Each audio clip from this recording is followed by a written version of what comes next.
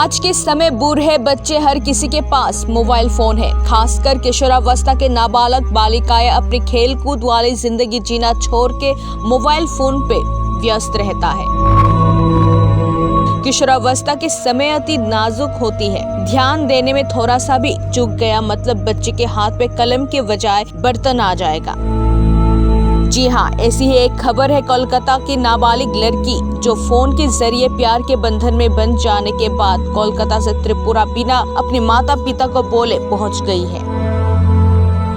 नाबालिग लड़की का घर पश्चिम बंगाल के दक्षिण 24 परगना जिले के गोपाल नगर इलाके में है। बिलोनिया के सुभाष नगर इलाके के छोटन देवनाथ नाम का युवक 17 जुलाई को दक्षिण 24 परगना निवासी नाबालिग को अपने घर ले आए थे।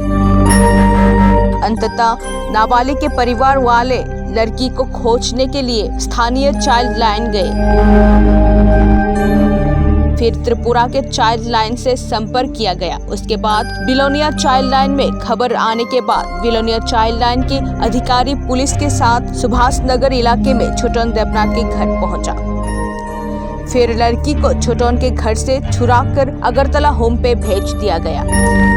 इसकी सूचना नाबालिग बच्ची के माता पिता को दी गई। खबर मिलते ही नाबालिग बच्ची के माता पिता दक्षिण 24 परगना से बिलोनिया पहुंचे और मिर्जापुर के सामाजिक शिक्षा एवं समाज कल्याण विभाग में हाजिर हुए। वहां चाइल्ड लाइन के अधिकारियों ने नाबालिग बच्ची को उसके माता पिता को सौंप दिया। इस संबंध में नाबालिग के परिवार ने चाइल्ड लाइन अधिकारियों से छोटन देवनाथ को सजा देने की मांग की।